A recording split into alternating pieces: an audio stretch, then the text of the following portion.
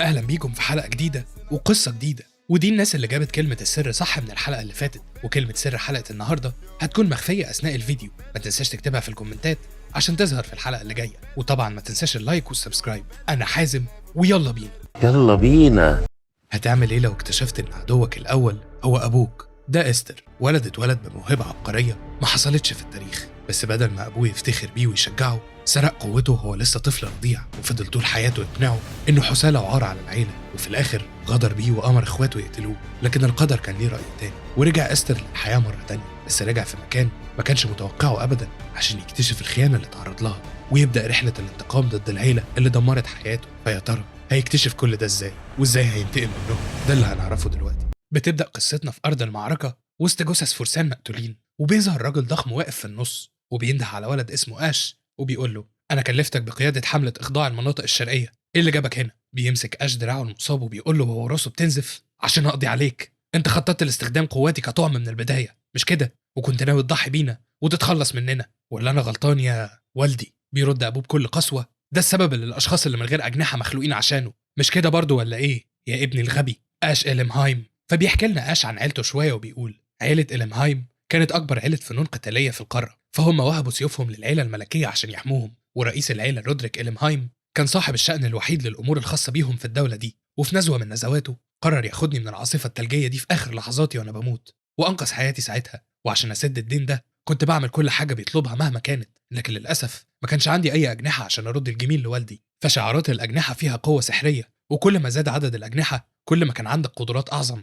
واخواتي كانوا دايما بيقولوا إن الشخص الوحيد في بيت الدوق اللي مش بيقدر يستخدم السحر، وبمعنى أصح فأنا من غير أي أجنحة. بس بالرغم من كلامهم إلا إني كنت مستمر في التدريب بكل قوتي وما بطلتش للحظة، وكنت فاكر إن في يوم من الأيام الإخلاص والتفاني ده هيتقدر وهيجي بفايدة. بس في النهاية اتغدر بيه هو وقوته، وتم محاصرتهم عن طريق قوات أبوه لحد ما خلصوا عليهم. بيحاول آش يقوم وبيقول لأبوه: طول الوقت ده وأنا ماشي وراك وبنفذ كل أوامرك وأنا مصدقك وواثق فيك، وفي الآخر ده يكون ردك؟ بيرد أبوه بنفس القسوة: من إمتى والأدوات بقى ليها رأي؟ دورك خلص لحد هنا، امشي فورا. لكن آش بياخد نفس عميق بيستجمع بيه شجاعته، وبيمسك سيفه وبينطلق بكل قوته وهو بيقول في نفسه: أنا وثقت فيك يا والدي، لكن من الواضح إني كنت مجرد ولد ساذج وغبي. وبيحاول يضربه بالسيف بعدها، لكن أبوه بيفضل واقف مكانه من غير ما يتحرك وبيبتسم ابتسامة غريبة. وفجأة بيظهر 2 ورا آش وبيلفوا سلاسل سحرية حوالين جسمه عشان يقيدوه قبل ما يصيب أبوه في آخر لحظة. ومجرد ما بيقيدوه بينطلقوا عليه هما الاتنين في نفس الوقت، فبيقطع واحد منهم دراعه الشمال وبيقطع التاني رجله اليمين بكل قسوة. بيصرخ آش من الوجع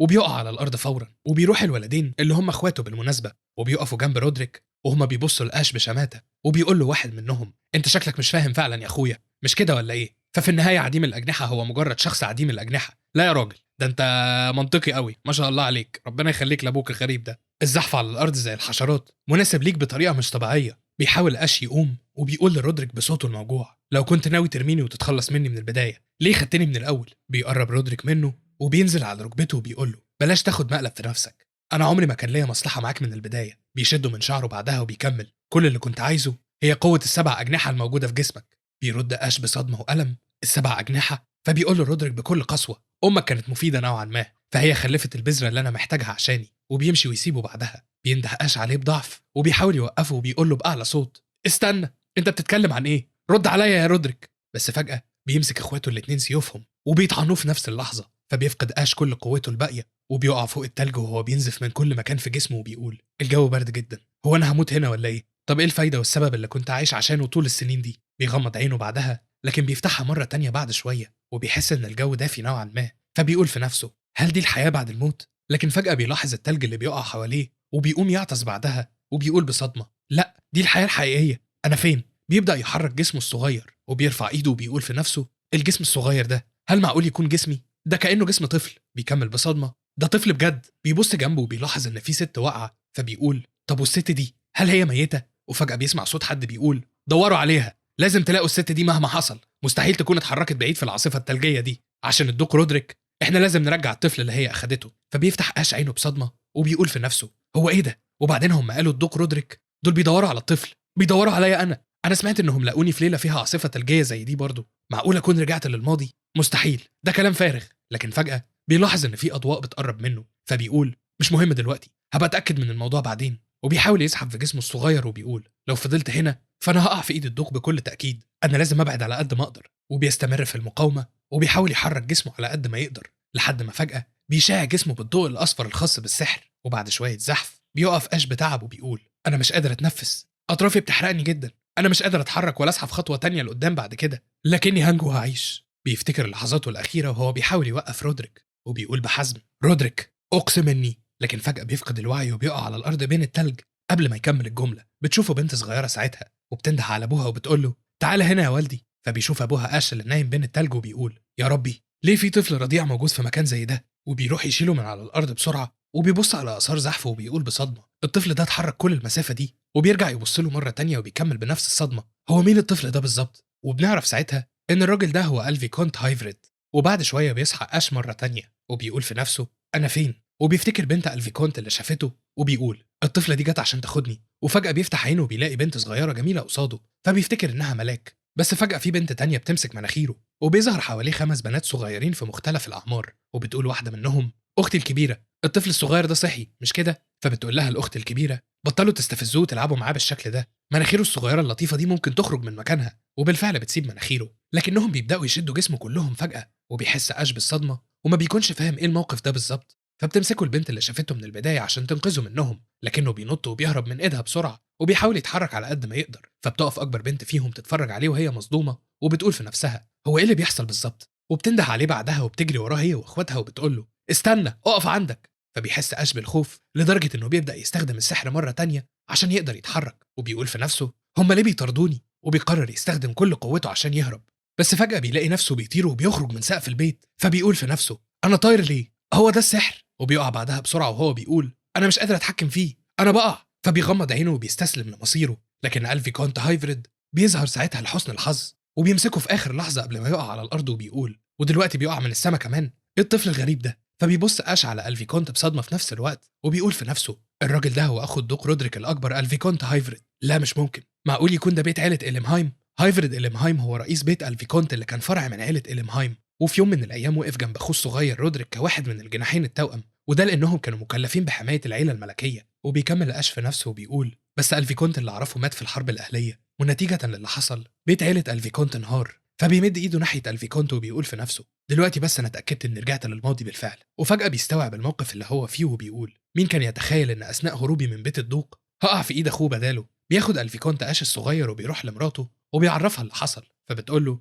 يعني سحر الولد ده خرج عن السيطرة وطار للسما. بيرد ألفي كونت من الواضح كده أنا كنت متأكد إنه مش مجرد طفل طبيعي من أول لحظة شفته. بتبتسم الزوجة لما بتبص على أش وبتقول له بحنان أنت أكيد كنت خايف، اطمن كل حاجة كويسة دلوقتي. وبتضمه لحضنها بعدها عشان تطمنه. فبيتفاجئ أش وبيبص ألفي كونت لزوجته بابتسامة وبيقول الطفل ده عنده قوة جبارة. وبيشيل هدوم أش من على ظهره بعدها وبيقول والعلامة دي هي الدليل. فبتبص الزوجة على العلامة بصدمة وحتى أش بيشوفها وبيقول في نفسه العلامة دي دول 7 أجنحة، هم ليه على جسمي. وفجأة بيفتكر كلام رودريك الأخير لما قال له كل اللي أنا كنت عايزه منك هي قوة ال7 أجنحة الموجودة في جسمك. فبيربط الكلام ببعضه ساعتها وبيفهم كل حاجة. بيقول في نفسه بعدها يبقى هو أنقذني من العاصفة عشان يسرق ال7 أجنحة مني، وقال عليا بعدها إني عديم الأجنحة بعد ما سلب الأجنحة مني بنفسه. إزاي اتجرأ يعمل كده؟ بتبص الزوجة لألفي كونت بقلق وبتقول له طب دلوقتي هتعمل إيه مع الطفل ده؟ فبيحس أش بالتوتر ساعتها وبيقول في نفسه الوضع سيء، مش هينفع أسيب قوتي تقع في إيد الأعداء، فأنا محتاج القوة دي عشان أنتقم منه. وبيرد ألفي كونت ساعتها وبيقول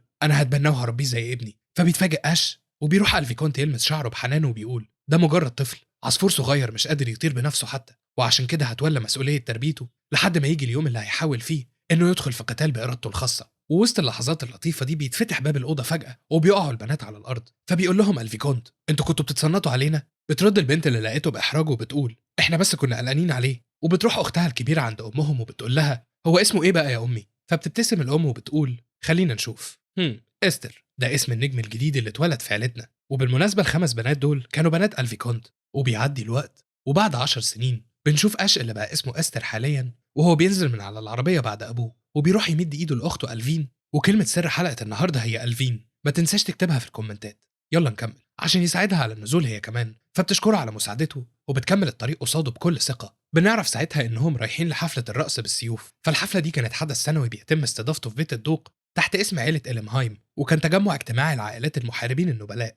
وبالرغم من إنه مكان للنبلاء عشان يعمقوا علاقتهم لكنه كان مكان للتنافس برضه، وكل عيلة بتستعرض فيها سيافينها الصغيرين اللي شايلين اسم العيلة. بيدخل الفيكونت مع أولاده إستر وألفين، وبمجرد ما بيدخلوا بيبدأ كل الموجودين في الكلام عنهم وبيقولوا أهي عيلة الفيكونت جت. من الواضح إنهم جايين عشان يحرجوا نفسهم مرة تانية من غير ما يتعلموا الدرس، وبدل الوريث اللي معرفوش يخلفوه قرروا يتبنوا ولد مش معروف أصله. يا ترى إزاي هيلطخوا اسم عيلة إليمهايم في الوحل أكتر من كده؟ بيبصوا على إستر بعدها وبيقولوا إذن هو ده الولد؟ وطبعا إستر وأخته كانوا سامعين الكلام كله، وعشان كده بتتكلم ألفين بغضب وبتقول بلاش تخليهم يأثروا عليك. أي حد بيبين ضعفه هنا بيتدمر في البداية، وبتضغط على إيدها بغضب بعدها. فبيقول لهم أبوهم ده وضع عيلة الفيكونت الحالي، أنا كنت عايزكم تشوفوا ده بنفسكم، هل حاسين بالإحباط؟ لكن إستر بيبتسم بثقة وبيقول له لا يا والدي، نوع الاستقبال البارد ده مناسب ليا تماما. فبيضحك أبوه بيقول له دي حاجة تطمن. وبيقول إستر في نفسه في حياتي اللي فاتت بما إني كنت عار على عيلة إليمهايم فأنا عملت أسوأ ظهور اجتماعي ممكن حد يتخيله، فالمكان ده مليان بالذكريات المؤلمة، بس دلوقتي بما إني استعدت السبع أجنحة بتوعي فأنا مختلف. بيبص بعدها على القصر وتحديدا على اخواته الاتنين اللي غدروا بيه في حياته اللي فاتت واللي كانوا بيتفرجوا عليهم من الشباك، وبيقول في نفسه بحزم وثقة دلوقتي خلينا نعمل أفضل ظهور اجتماعي. وفي الزمن ده كان الفرسان مسيطرين على الوضع وكان ليهم شأن كبير، وعشان كده كان لازم على الفارس إنه يمتلك الهيبة والقوة في نفس الوقت، القوة عن طريق فنون السيف والهيبة عن طريق الشهرة، والحاجة الوحيدة اللي بتأكد وجود الاتنين هو رمز العيلة المطلق، شعار الجناح. بيدخل إستر صالة الحفلة مع أبوه وأخته وبيشوفوا القتال اللي كان بين اتنين من النبلاء اللي هناك، ومجرد ما واحد منهم بيفوز فجأة بيصرخ الكل بحماس. فبتحط ألفين إيديها على ودنها وبتقول المكان ده لسه مزعج وبيخوف زي ما هو، عشان كده مش غريب إن إخواتي فيرين وفريا ما كانوش عايزين يجوا. بس وسط الدوشة دي كان إستر سرحان في ذكرياته وبيفتكر إزاي خسر القتال ودمر هيبته في حياته اللي فاتت.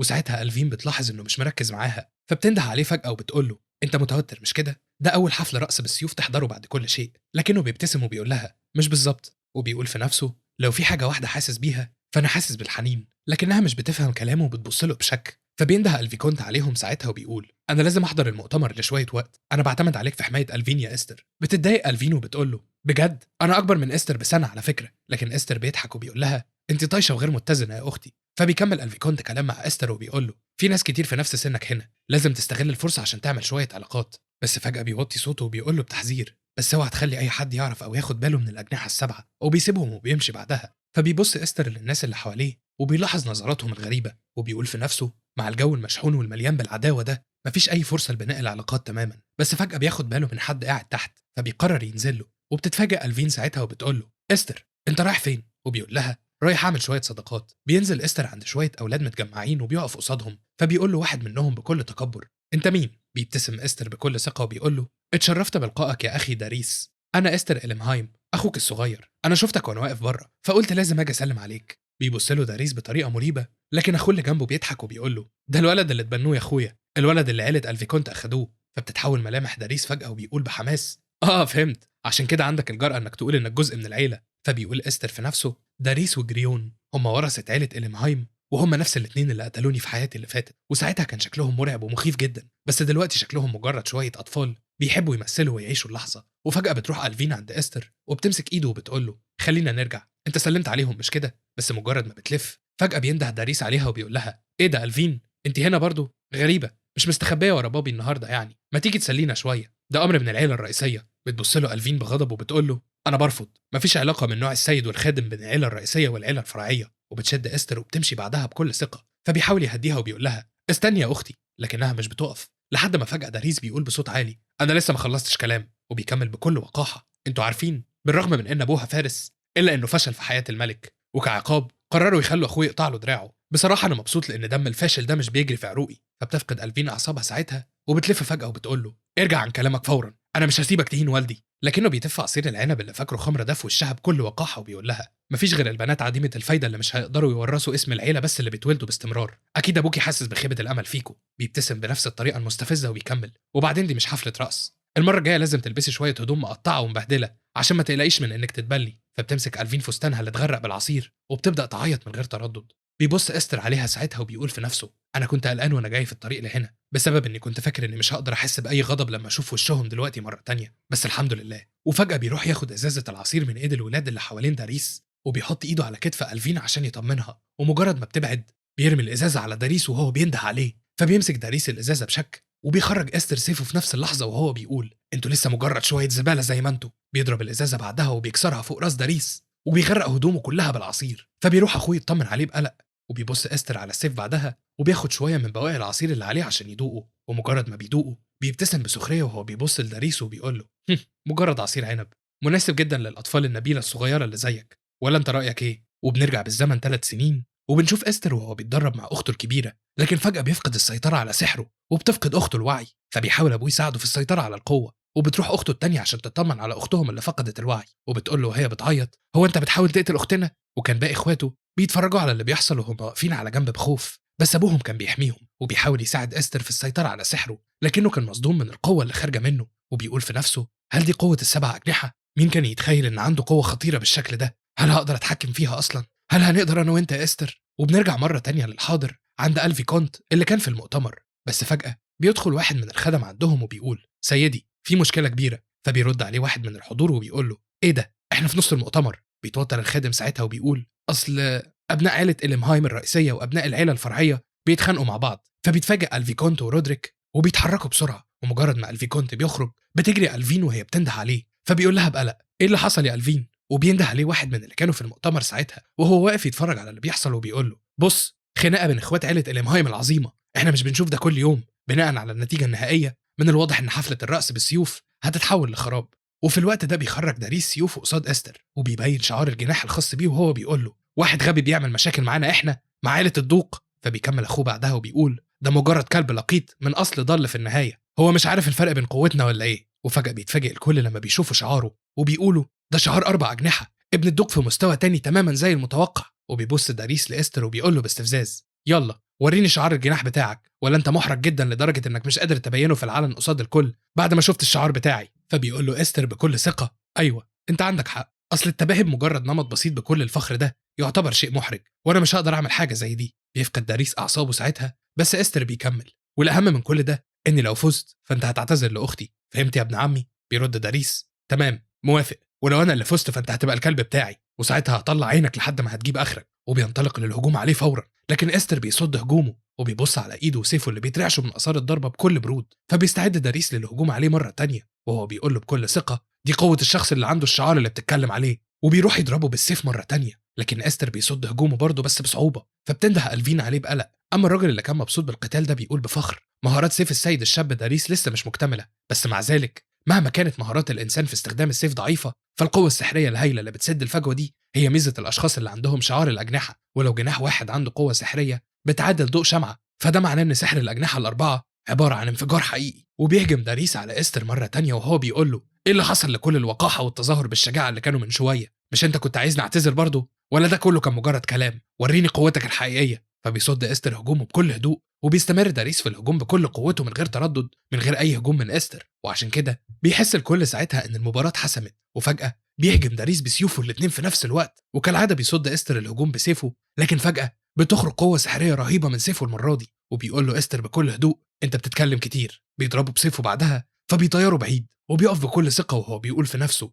انا قضيت ال10 سنين دول في بيت الفي كونت بتعلم ازاي اتحكم في قوتي السحريه، وما كنتش مستني غير الفرصه اللي هتخليني انتقم منك. وفجاه بيمسك سيفه وبينطلق للهجوم عليه، فبينزل داريس بركبته على الارض من كتر الضغط، وبيتصدم اخوه ساعتها وبيقول بصدمه اخويا بيتراجع لورا. وبرغم اللي بيحصل الا ان داريس بيحاول يقاوم وبيقول له بانكار انا عندي 4 أجنحة. لكن استر بيبص له بنظرات بارده وبيزود من قوه هجومه، فبيتصدم كل الموجودين وبيقولوا معقول هيقدر يفوز فعلا؟ فداريس واقع تحت سيطرته بالكامل، معقول تكون عيله إليمهايم لسه عندها شخص زي ده؟ وفي الوقت ده بيبدا غضب استر في السيطره عليه، وبتبدا قوته تخرج عن السيطره. فبيحس الفي كونت بالتوتر وبيضرب قبضته وهو بيقول الوضع سيء. بيفتكر استر ازاي داريس عذبه وقطع ايده بدم بارد قبل ما يقتله في حياته اللي فاتت، وكل ما بيفتكر اكتر كل ما مشاعره وغضبه بيزيدوا، وبتزيد معاهم قوته الهجوميه لدرجه انه كان على وشك القضاء على داريس من غير ما يحس. لكن الفي كونت بيفوقه ساعتها وبيقول له بصوت عالي لا يا استر. وبالفعل بيرجع لوعيه وبيغير اتجاه ضربته وبيوجه قوه سيفه على الارض،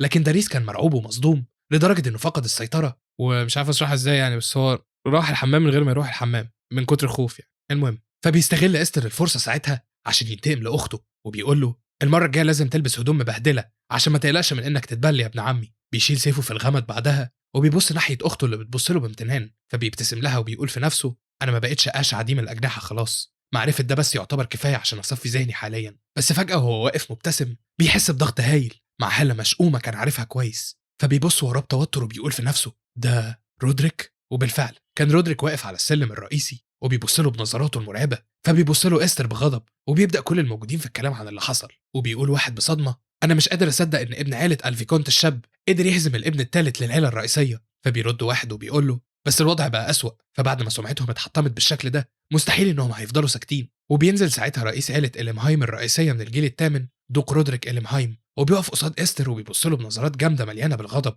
لكن إستر مش بيتأثر وبيفضل واقف ثابت مكانه وبيبص له بنفس نظرات الغضب برضه. فبيحس داريس بالسعادة أول ما بيشوف أبوه، وبيجري عليه بسرعة وهو بيشاور على إستر وبيقول له: الولد القذر ده هو اللي اتجرأ على إهانة العيلة الرئيسية. أرجوك يا والدي استخدم قوتك عشان تعرف الولد ده مكانته وتوقفه عند حده. بس فجأة بيبص له رودريك بغضب وبيخرج سيفه بعدها وبيغرزه في كف إيده من غير تردد. فبيسكت كل الموجودين من الصدمة، وبيقول له رودريك بصوته المليان بالغضب: ليه الشخص اللي خسر في القتال واقف بيبتسم زي اللهبل؟ هو انت مستوعب انك بتلطخ اسم العيله في الوحله بالشكل ده يا غبي؟ وبيخرج سيفه مره تانية وبيقول له بقسوه: الشخص اللي مش قادر ينتقم لنفسه ما يستحقش انه يلوح بسيفه اصلا. فبيصرخ الفيكونت بسرعه لما بيستوعب اللي ناوي يعمله، وبيقول له: وقف اللي بتعمله يا رودريك. لكن رودريك مش بيهتم بكلامه وبيهجم على ابنه اللي واقع على الارض. فبيتحرك إستر بسرعه وبيقف قصاده عشان يمنعه من ضربه. بيبص له رودريك بغضب وبيقول له: انت فاكر نفسك بتعمل ايه بالظبط؟ فبيقول له إستر من غير تردد: ابن عمي لسه ما اعتذرش لاختي زي ما اتفقنا، هل ممكن تأجل عقابك لحد ما يعتذر يا عمي؟ لكن غضب رودريك بيزيد ساعتها وبيقول له: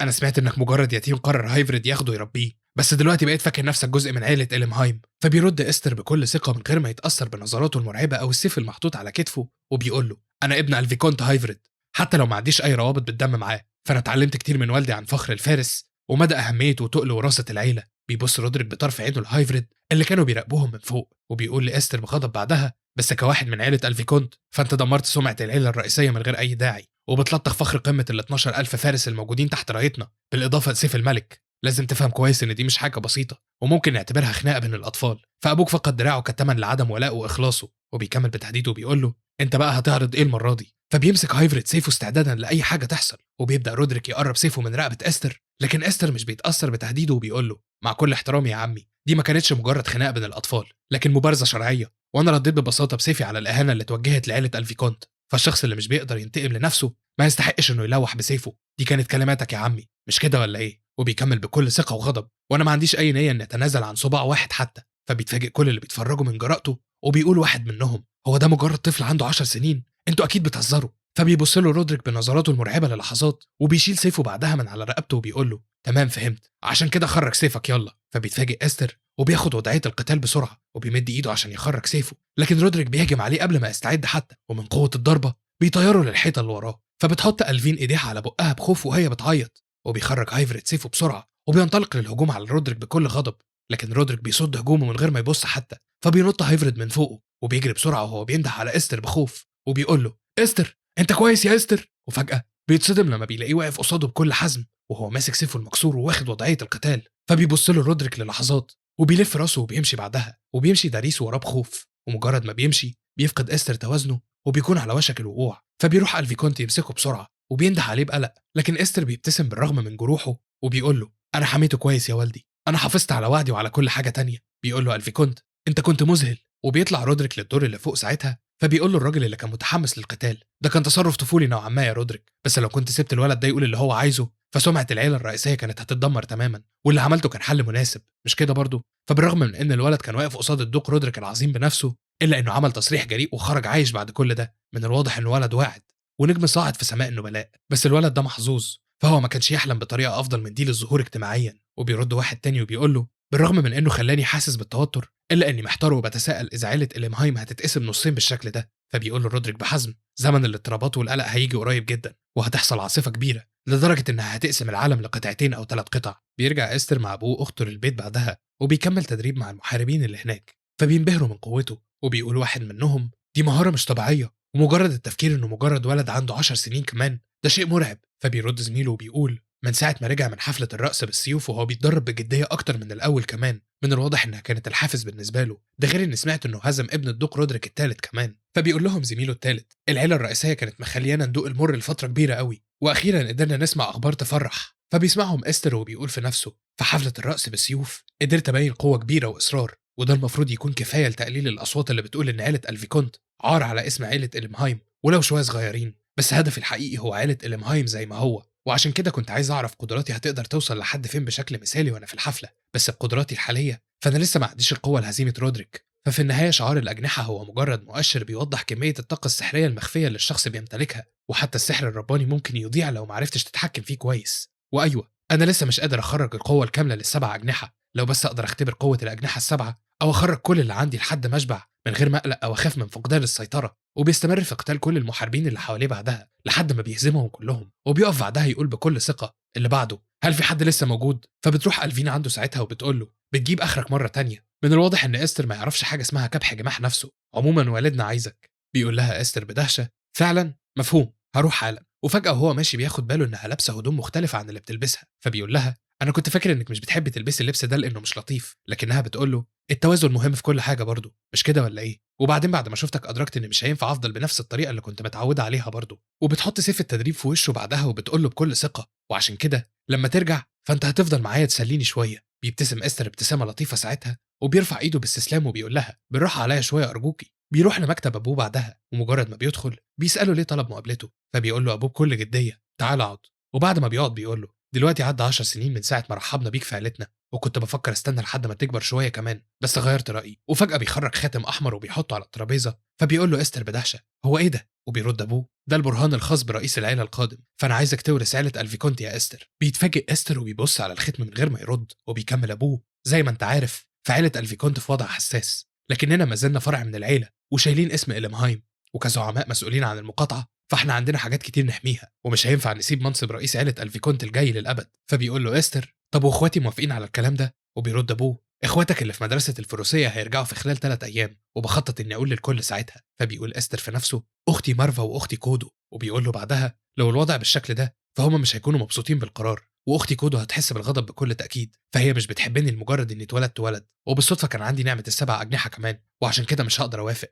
فأنا مش هقدر أسيطر على قوتي السحرية حتى. أنا مجرد ولد أحمق كان على وشك إنه يقتل أخته بنفسه، وشخص زي ما عندوش أي ثقة لإقناع أخته الغضبانة. ومجرد ما بيقول له كده بيقوم يمشي بعدها. لكن ألفيكونت بيبتسم ساعتها وبيقول له: أنا كنت بسأل نفسي بقالي كتير إذا كنت مجرد طفل فعلا، وكنت فاكر إن الخاتم ده هيكون مكافأة على اللي عملته في حفلة الرقص بالسيوف. وبيخرج علبة تانية بعدها وبيقول له: بس من الواضح إنك هتكون مبسوط بالشيء ده بداله. فبيبص إستر على العلبة بفضول وبيقول له: إيه ده بالظبط؟ وبيرد ألفيكونت: ده السيف السحري المعروف باسم جرام، فالنصل بتاعه قادر على التحكم في قوة الأجنحة السبعة، وده لأنه سيف ملتهم السحر. بياخده بعدها المنطقة في الغابة بعيدة عن البيت وبيقول له: حلو، أظن المكان ده كويس. فبيقول له إستر: طالما هنختبر السيف وبس مش المفروض تكون صالة التدريب كفاية؟ لكن ألفيكونت بيقول له: ده للاحتياط مش أكتر. وبيقول في نفسه: فأنت بتكسر الحاجات عادة. بيخرج السيف من العلبة بعد كده وبيقول له: سيف جرام السحري عبارة عن سيف أسطوري بيورثه أبناء عيلة إلمهايم الأكبر على مدار الأجيال، وقررت تاخده من العيلة الرئيسية مخصوص عشانك. وفجأة بيفك القماش اللي كان بيغطي السيف، فبيتفاجئ إستر لما بيلاقيه من غير أي نصل، وبيقول: هل ده سيف؟ وبيرد ألفيكونت: زي ما انت شايف فهو سيف من غير اي نصل تماما، بس لما بتمرر قوتك السحريه خلاله بالشكل ده اللي هيحصل. وفجاه بيخرج منه نصل سحري. وبيكمل ألفيكونت: فالسيف مش بيوصل لحالته النهائيه ولا بيخرج كل قوته الكامنه غير عن طريق القوه السحريه الخاصه بالشخص اللي بيستخدمه. وفجاه بتنفجر قوه سحريه رهيبه من السيف لدرجه انها بتدمر كل الاشجار اللي في طريقها. وبيقول له ألفيكونت بعدها: بس بالرغم من كده لو عندك قوه سحريه متوسطه او عاديه ساعتها السيف هيستنزفك وهيمتص كل قوتك بالكامل، فالسيف ده ملعون برضه. وبيمد السيف ناحيته بعدها وبيقول له: ايه رايك؟ هل ناوي تجربه؟ فبياخد استر السيف بتوتر وبيقول في نفسه: امرر قوه سحريه في السيف ده. وبيبدا يفكر ازاي ممكن يعمل كده. لكن فجاه قوته السحريه بتتدفق في السيف من نفسها، وبينطلق شعاع من القوه بيخترق السماء لدرجه انه بيوصل عند صاله التدريب الخاصه بالعيله. فبيقول واحد من المحاربين بتوتر: ايه الضوء اللي ظهر ده؟ هل في مذنب وقع او حاجه؟ لكن صاحبه بيقول له: يا غبي، ده العكس، ففي حاجه طارت للسماء. بيرد صاحبه بتوتر وبيقول له: تقصد ايه بحاجه دي؟ فبتتنهد ألفين ساعتها وبتقول لهم: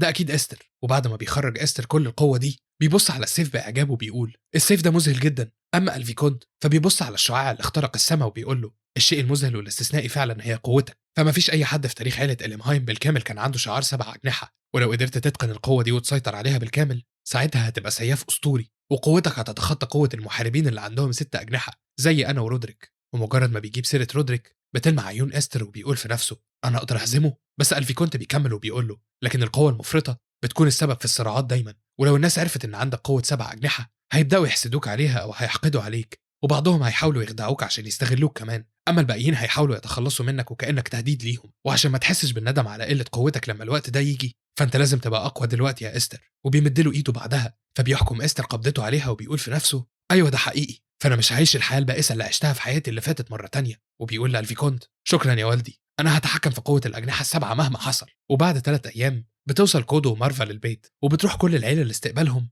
ما عدا استر. ومجرد ما الام بتشوفهم بترحب بيهم، فبتقول لهم الاخت الكبيره بطريقه رسميه كودريافكا رجعت. وفجاه هالتها بتتحول تماما، وبتبتسم بطريقه لطيفه وبتمد ايدها ناحيه اخواتها وبتقول لهم تعالوا يا اخواتي الحلوين الصغيرين، تعالوا احضنوا اختكم الكبيره ورحبوا برجوعها. لكن في 2 منهم بيتجاهلوها وبيروحوا يحضنوا مارفا اللي كانت واقفه وراها. فبتتفاجئ الام وبتقول لهم طب وبالنسبه لحضن الاخت كودو؟ فبيقولوا لها لا، اختنا كودو بتبوظ شعرنا دايما. لكن كودو بتربع ايدها باعتراض وبتقول لهم مستحيل، فانا قدرت اتقن فنون اتيكيت الفرسان بشكل مثالي، ومستحيل اعمل حاجه غير لائقه بالشكل ده. وبتبص بعدها على الفين اللي كانت واقفه جنب والدتها، وبتروح تحضنها بنفسها وبتقول لها بلطف الفين هل كنت بنت مطيعه؟ فبتحاول الفين تهرب من قبضتها وبتقول لها انت ايه اللي جابك لهنا؟ ووسط الاجواء العائليه اللي مش مفهومه دي فجاه بتلاحظ مارفا ان استر مش موجود وبتسال عنه. فبتقول امها بتوتر الولد ده. وبتبص لهم كودو بطرف عينها ساعتها، وبتتبدل ملامحها في نفس الثانيه. وفي الوقت ده كان استر بيتدرب على السيف في الغابه، وبيحاول يتحكم في القوه الخارجه منه عشان يعمل نصل للسيف. وبعد محاولات كتير بيقول بتعب انا مش قادر اعملها، المشكله اني عارف اعمل نصل بالسحر لكن السيطره عليه بتستنزف كل قوتي، ازاي والدي قدر يعملها؟ وساعتها بتوصل كودو عنده وبتشوف الدمار اللي عمله حواليه، فبتقول له يا ربي من الواضح انك بتخرج كل اللي عندك مره تانية زي ما انا شايفه. بيتفاجئ استر وبيلف بسرعه وبيقول لها اختي كودو انت رجعتي. فبتقول له كودو ده انت حتى ما جيتش عشان تسلم على اختك الكبيره، ايه القسوه دي كلها؟ ولا انت فاكر انك مميز جدا لدرجه اننا مش مهمين بالنسبه لك؟ انا سمعت عن تجمع حفله الرقص بالسيوف، فمدرسه الفروسيه كلها كانت بتتكلم عنك وملهمش سيره غيرك، واكيد والدنا فخور بيك. فبيقول لها استر يا اختي انت الشخص المنشود، فبالرغم من انك متدربه الا انك رحتي المهمات كتير واثبتي نفسك بالفعل، ده غير اني سمعت انك الفارسه الوحيده اللي اخدتي ميداليه الشرف السنه دي. بتقول له كودو لو ما قدرتش اعمل كل ده على الاقل فانا مش هقدر اورث منصب والدي. بيسكت استر ساعتها لكنها بتكمل وبتقول له انا سمعت انك رفضت عرض الوراثه، هل كنت بتحاول تراعيني ولا ايه؟ فبيقول استر في نفسه بتعب هو قال لك هي دي المشكله؟ وبيقول لها بعدها دي ما كانتش نيتي، انا بس شايف اني لسه مش مؤهل كفايه للمنصب. فبتخرج كودو سيفها وبتتحرك ناحيه الشجره اللي قصادها وبتقول بصراحه والدنا واستر هما الاثنين عارفين حلمي كويس لكنهم لسه بيتعاملوا بقسوه. بيستغرب استر من كلامها وحركاتها، وفجاه بتكسر كودو الشجره وبتحدفها ناحيته. بيتفادى استر هجومها بسرعه وبيقول لها بصدمه انت بتعملي ايه يا اختي؟ بتقف كودو وبتقول له خلينا نشوف، اختك الكبيره هتختبرك بعد كل الوقت ده والمره الجايه ههجم عليك بجد. بيتوتر استر وبيقول لها استني انت عارفه ان السيف ده مش كامل. لكنها بتقول له هل هتقول نفس العذر ده وانت واقف قصاد العدو في ارض المعركه؟ بيتفاجئ استر للمره الثالثه وبيقول لها بسذاجه عدو، لكنها مش بتسيب له فرصه للتفاجؤ وبتبدا تاخد وضعيه القتال وبتقول له عقيده الفرسان هي انهم يكونوا مستعدين دايما للمعركه، وخلي بالك لانك لو كبحت قوتك بشكل كبير فانا هدمرك، اتفقنا؟ وبتنطلق للهجوم عليه في نفس اللحظه من غير ما تستنى رد. فبيتصدم استر وبيقول في نفسه ايه الهزار ده؟ انا بعاني بالفعل عشان اقدر اتحكم في سحري حتى، بس للاسف مفيش اختيار قصادي، فانا لو ما سمعتش كلامها ساعتها هتقتلني فعلا. وبكده تكون خلصت حلقه النهارده.